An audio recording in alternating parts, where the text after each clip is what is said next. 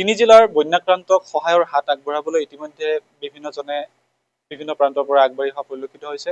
অসমৰ লগতে ভাৰতবৰ্ষৰ বিভিন্ন প্ৰান্তৰ লোক ওলাই আহিছে অসমৰ বন্যাক্ৰান্তক সহায়ৰ হাত আগবঢ়াবলৈ। আৰু তেনে সময়তে এক ব্যতিক্ৰমী চিন্তাৰে আগবাঢ়িছে বিশিষ্ট কাৰ্টুনিষ্ট ঋতুপৰ্ণ ৰাজবংশী। বিশেষকৈ শিশুসকলক সহায় কৰাৰ মানসিকতাৰে আগবাঢ়িছে ঋতুপৰ্ণ ৰাজবংশী আৰু তেখেতৰ সহধৰ্মিনী মানসী গোস্বামী। এই মুহূৰ্তত ঋতুপৰ্ণ ৰাজবংশী ডাঙৰীয়া আমাৰ সৈতে উপস্থিত আছে। দাদা, কেনেধৰণৰ এই ব্যতিক্ৰমী চিন্তা অকণমান জনাব নেকি? হয়, ইতিমধ্যে আমি আমাৰ পৰিয়ালৰ ফালৰ পৰা আমি যেনেকে যিখিনি পাৰোঁ এটা প্ৰথম পৰ্যায়ত আমি যিখিনি একদম আটাইতকৈ ক্ষতিগ্ৰস্ত বা যিখিনি দুৰ্গত তেওঁলোকৰ কাৰণে বিভিন্ন ধৰণে তেওঁলোকক সহায় সহযোগ বিভিন্ন মানুহৰ পৰা আগবঢ়োৱা বৰঙণিৰ যোগেদি তেওঁলোকক সহায় সহযোগিতা আগবঢ়াই থকা হৈছে। এতিয়ালৈকে আমি 3টা পৰ্যায়ত সেই ধৰণে কাম কৰি আছোঁ, চলাই আছোঁ। এতিয়া শেহতীয়াকৈ আমি চিন্তা কৰিছোঁ যে এতিয়া এই বানৰ যিটো বিভীষিকাময় পৰিস্থিতি, ইয়াৰ পিছত শিশুসকলৰ যিটো দুৰৱস্থা হ'বলৈ গৈ আছে বা হৈছে, সেই শিশুখিনিৰ কাৰণে যিমানখিনি পাৰোঁ আমি আমাৰ সামৰ্থ্যৰে তেওঁলোকৰ কাৰণে আমি এটা চিন্তা আমি আৰম্ভ কৰিছোঁ। আৰু তাৰ কাৰণে আমি সেই শিশুসকলক সিহঁতৰ মুখত হাঁহি বিৰিঙাবলৈ বা তেওঁলোকক সাহস দিবলৈ আমি আমাৰ ফালৰ পৰা নিজাকৈ এটা প্ৰচেষ্টা হাতত লৈছোঁ। আৰু সেই প্ৰচেষ্টাটো হৈছে যে আমি যিসকল ব্যক্তিৰ পৰা আমি বৰঙণি আমি সংগ্ৰহ কৰিম, আমি বিনামূলীয়াকৈ বা আমি এনেই তেওঁলোকৰ পৰা আমি বৰঙণি নলওঁ। বিনিময়ত আমি তেওঁলোকক এখন কাৰ্টুন বা কাৰ্টুন কেৰিকেচাৰ আঁকি আমি সেই বৰঙণিটো গ্ৰহণ কৰিম। আৰু তাৰ বিনিময়ত আমি সেই যিখিনি আমি ধন আমি সংগ্ৰহ কৰিম, সেই ধনখিনি আমি শিশুসকলৰ তেওঁলোকৰ মানসিক, তেওঁলোকৰ বৌদ্ধিক আৰু শৈক্ষিক যিটো বিকাশ, সেই বিকাশৰ কাৰণে খৰচ কৰিম। আৰু এই ক্ষেত্ৰত আমাৰ বৰপেটাৰ এটা অগ্ৰণী অনুষ্ঠান ফায়াৰফ্লাইজৰ অন্তৰ্গত কাহিনী নামৰ এটা শিশু পুথিভঁৰাল আছে।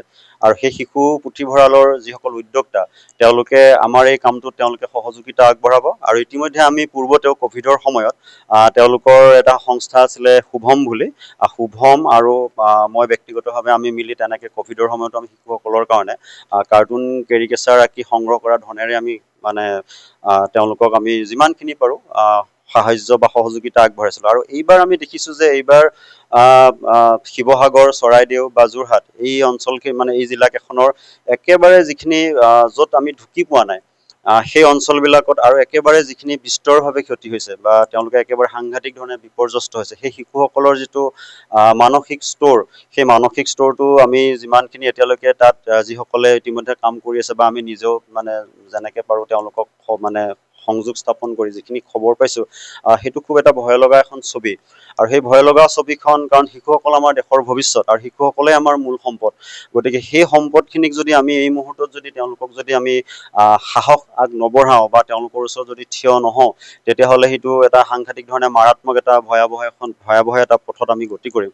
গতিকে সেই গতিটো যিমানখিনি পাৰি আমাৰ সামৰ্থ্যই যিমানখিনি আমাক কয় বা আমি যিমানখিনি পৰ্যায়লৈকে আমি আমাৰ এই সাহায্য আমি সংগ্ৰহ কৰিব পাৰোঁ, সেইখিনি কৰি আমি তেওঁলোকৰ কাৰণে বিভিন্ন ধৰণে যেনেকৈ কিতাপ পত্ৰ হওক, বহী, কাগজ কলম, ছবি অঁকাৰ সামগ্ৰী বা খেলা ধূলাৰ সামগ্ৰী, আৰু তাৰ লগতে তেওঁলোকক বিভিন্ন ধৰণে তেওঁলোকৰ মানসিক স্তৰটোক যাতে আৰু বিপৰ্যস্ত নহয়, তাক যাতে আমি ৰোধ কৰিব পাৰোঁ, তাৰ কাৰণে বিভিন্ন এনেকুৱা বিশেষজ্ঞ ব্যক্তি বা আমি নিজেও গৈ আমি নিজেতো যামেই, সেই বিশেষজ্ঞ ব্যক্তি বা তাৰ স্থানীয় কিছুমান এনেকুৱা সমাজ কৰ্মী বা শিক্ষক বা অন্যান্য দিশৰ যিবিলাক ব্যক্তি আছে, তেওঁলোকৰ সহযোগত তেওঁলোকৰ মাজত কাউন্সিলিং কৰা, তেওঁলোকক বিভিন্ন কাউন্সিলিং বুলি কোৱাৰ লগে লগে অকল তেওঁলোকক কথা কৈয়ে নহয়, বিভিন্ন ধৰণে পাৰফৰ্মেঞ্চ এনেকুৱা হয়তো কিছুমান কৰ্মশালা হ'ব পাৰে, ছবিৰ কৰ্মশালা হ'ব পাৰে, নাটকৰ কৰ্মশালা হ'ব পাৰে, সাধু কথা কোৱা, বা তেওঁলোকক আমি বিভিন্ন ধৰণে বোলে নহয় আমি বিজ্ঞান ভিত্তিক কিছুমান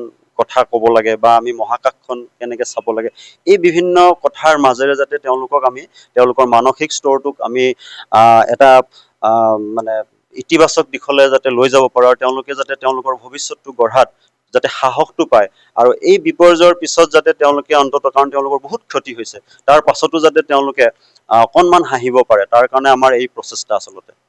আপোনাৰ পত্নী ইতিমধ্যে সেই স্থানত উপস্থিত? হয়, মোৰ যিহেতু মোৰ কি ক'ম, মোৰ জীৱন সতীৰ্থ নখী গোস্বামী, তেওঁ যিহেতু নাজিৰাত ঘৰ আৰু মোৰ ছোৱালীৰ গৰম বন্ধ হেতু তেওঁলোক মাক জীয়েক তাত মানে নাজিৰাত আছিল আৰু সেইখিনি সময়তে এই বানৰ বিভীষিকা আৰু তেওঁলোকৰো যথেষ্ট ক্ষতি হৈছে।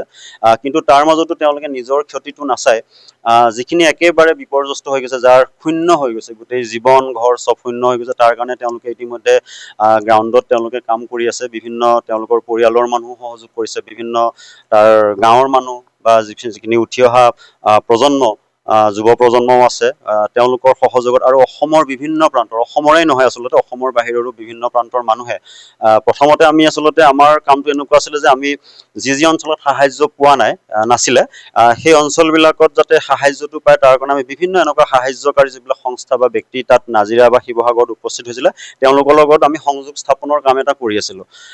কিন্তু পিছত দেখা গ'ল যে বিভিন্ন মানুহে মানে আমাকো মানে ইচ্ছা কৰিলে যে আপোনালোককো আমি কিবা এটা দিব খোজো, আপোনালোকে ক'ৰবাত খৰচটো কৰি দিয়ক। আৰু তেনেকে আমি মানে খুব সৰুকে কামটো আৰম্ভ কৰিছিলোঁ। কৰোঁতে এনেকুৱা হ'লগে যে আমি অন্ততঃ ৩-৪টা পৰিয়ালক আমি আৰ্থিকভাৱে সাহায্য দিব পৰা আমাৰ মানে সক্ষমতা এটা আহিলে।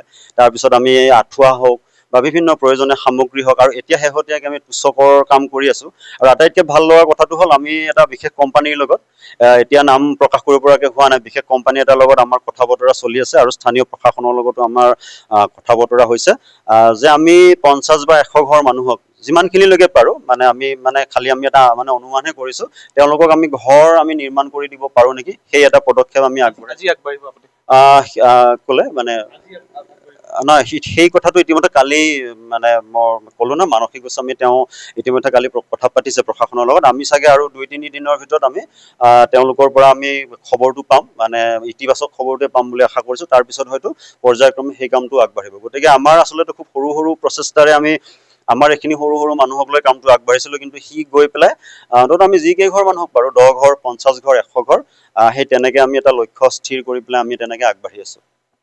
এয়া আছিলে আমাৰ সৈতে বিশিষ্ট কাৰ্টুনিষ্ট নিতুপৰ্ণ ৰাজবংশী ডাঙৰীয়া, আৰু তেখেতৰ যি ব্যতিক্ৰমী প্ৰচেষ্টা, সেই প্ৰচেষ্টা ইতিমধ্যে তেখেতে হাতত লৈছে, আৰু সেয়া সফলকামী কৰি তুলিবলৈ আপোনাৰ মোৰ দৰে বিভিন্নজনে অসমবাসীয়ে সহায় আগবঢ়াব লাগিব।